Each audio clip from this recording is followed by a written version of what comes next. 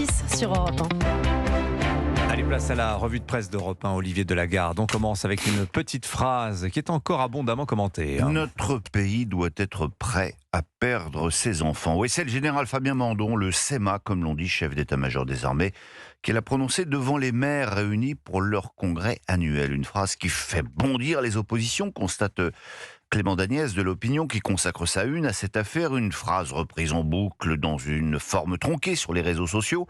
Jean-Luc Mélenchon a vitupéré, exprimant son désaccord total. À l'autre bout du spectre politique, Nicolas Dupont-Aignan dénonçant un discours totalement délirant. Alors c'est vrai qu'il y a un mot, un seul, qui était sans doute maladroit, le mot enfant. Mais sinon, si l'on doit parler de notre déni collectif autour de la menace russe, ce général a peut-être raison de nous réveiller. Et si vous en doutez, lisez le papier de Nicolas Barotte du Figaro. La Russie se prépare, je le sais, a déclaré Mandon. Et partout en Europe, la possibilité d'un conflit à brève échéance est étudiée. En fait, une course contre la montre est enclenchée. Dans 5 ans, l'armée russe pourrait compter 2 millions de soldats. L'état de l'armée russe, celui des forces occidentales, la fin du mandat de Trump font partie de l'équation, explique notre confrère.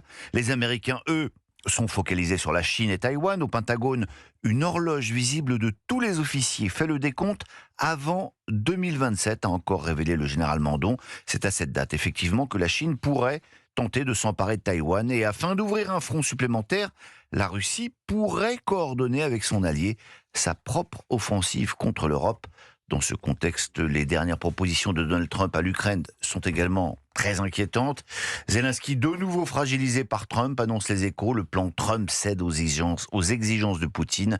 Ça, c'est le gros titre du Figaro. Trump croit-il vraiment que le moyen de pacifier l'Europe est de laisser Kiev à la merci de Vladimir Poutine, s'interroge Philippe Gély à la une du journal. Poser la question, c'est y répondre, dit-on. L'autre grand sujet ce matin, c'est encore la lutte contre le narcotrafic. Avec une interview assez décapante de Gérald Darmanin à la Provence. Ce matin, le ministre de la Justice qui répond à ceux qui l'accusent de laxisme et de rappeler que lorsqu'il a imposé les prisons de haute sécurité, ceux à l'extrême gauche qui ne lui mettaient pas des bâtons dans les roues l'accusaient d'être un fasciste. J'aurai l'occasion d'y revenir beaucoup plus longuement dans la revue de presse de 8h45. Quoi d'autre ce matin, Olivier Delagarde? Ce sondage Odoxa, Backbone Consulting, qui indique que 62% des LR souhaiteraient que leur parti s'allie avec le RN pour présenter une liste unique au premier tour des municipales. Côté RN, ils sont même 77% à souhaiter cette union des droites. À lire ça dans le Figaro. Dans l'Opinion maintenant, un très intéressant papier sur l'ambassade de France en Algérie, véritable pouponnière à éléphants socialistes. De Michel Rocard à François Hollande, en passant par Boris Vallaud et Philippe Brun, une lignée de responsables du PS a fait ses armes. À l'époque, jeunes énarques, ils y allaient y passer quelques mois de stage. Marie-Amélie Lombard-Latune et Antoine Oberdoff racontent. Tout le monde y est allé faire sa psychanalyse de la guerre d'Algérie, des errements de la 4ème République, des exécutions de combattants du FLN commandités par Mitterrand. Bref, comme disent les lacaniens, c'est du lourd. Mais on va terminer par quelque chose de plus léger, le girl code. Qu'est-ce que c'est que ça encore? C'est le contraire, c'est le boycott au féminin. Eh ben voilà, c'est comme ça qu'il faut dire si on veut respecter le politiquement correct. Donc maniez pas de raison de dire boy, mais plutôt girl code. C'est le quotidien Libération qui a soulevé cette nouvelle forme de discrimination et qui tente d'imposer le girl code sur son site.